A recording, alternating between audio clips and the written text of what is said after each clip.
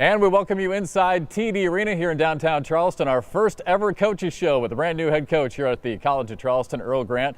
Coach, good to have you. It seems like it's obviously been a whirlwind here.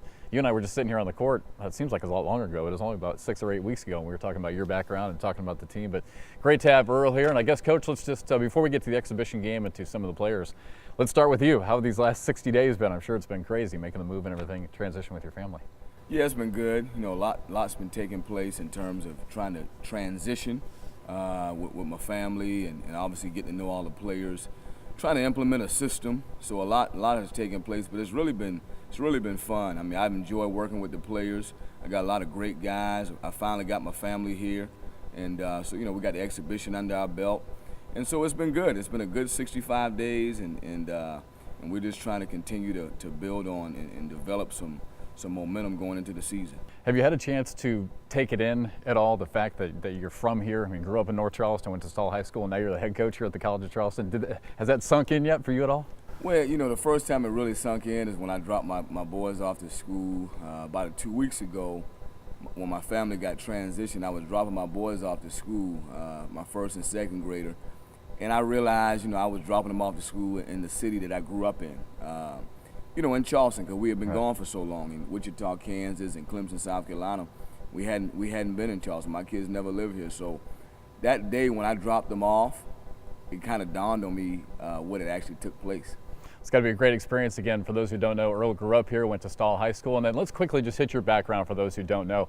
You've had some great mentors as far as head coaches to work with. You're at the Citadel for a couple of years with Pat Dennis, of course with Greg Marshall for 6 years at Winthrop and Wichita State, and then Brad Brownell up in Clemson, so you've had some great coaches to work with. Yeah, really been fortunate. You know, it started with Pat Dennis at the Citadel. That was my first Division I head coach. He really gave me a great opportunity. He taught me how to do things the right way, and so I'm really appreciative of him and all that he did. And then we talked about Greg Marshall. You know, again, our relationship started here in Charleston. When I was in high school, he was recruiting me when he was an assistant coach here at the College of Charleston, and I went to work for him at Winthrop.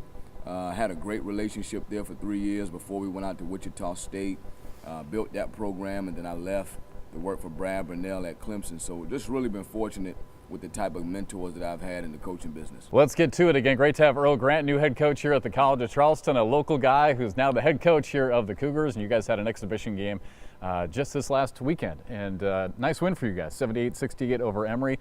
I know the turnovers is something head coaches are never happy about something. I'm sure turnovers is something you want to talk about, but all in all, the guys were scoring the basketball. Joe Cheeley had a great game for you. Right. Well, you know, the guys were really loose, you know, offensively. I mean, we shot the ball really well. Had 12 threes. We shot 42% from three, shot 48% from the field. So offensively, there were a lot of good things going. You know, 12 threes is a lot, and 14 assists.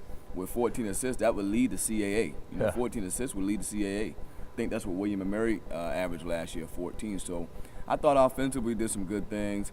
Defensively, I wasn't very pleased with the transition defense. Of course, a lot of it came from the turnovers. We had 21 turnovers, and anytime you have 21 turnovers, that's like spotting a team 20 points before the game. Right. And it's hard to play good defense when you're chasing them on down to the other end after a turnover. So that's something that we have to correct, just valuing the ball more.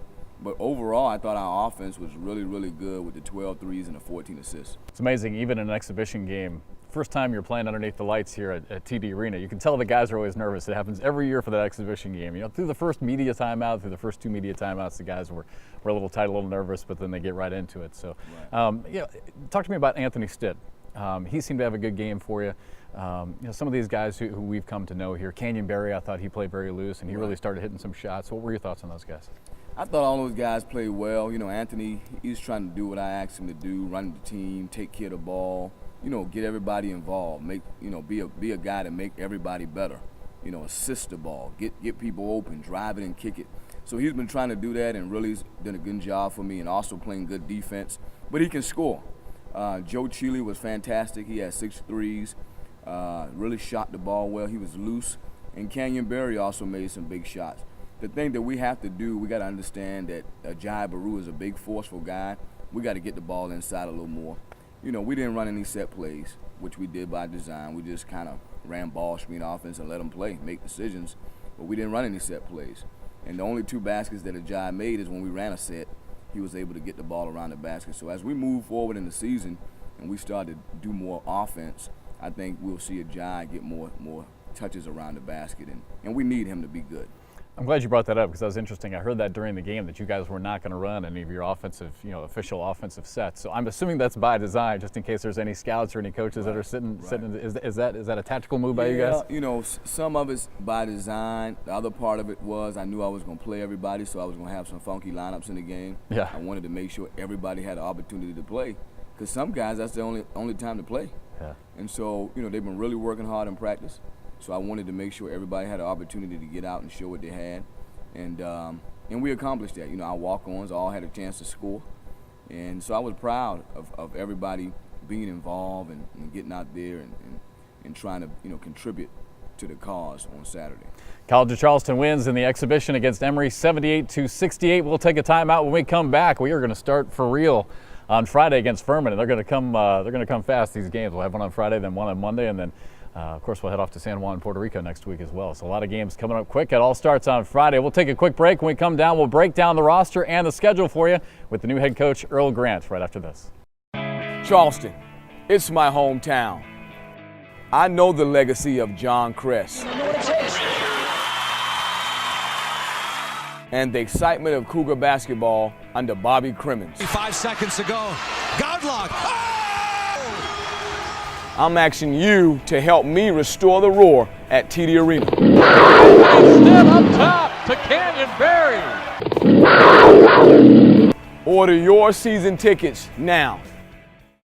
And welcome back down to the court here inside TD Arena alongside Earl Grant, new head coach here at the College of Charleston. I'm Jeff McCarragher. Thanks for tuning in this week. cofcsports.com, first of many coaches shows to come here for the 2014-15 season.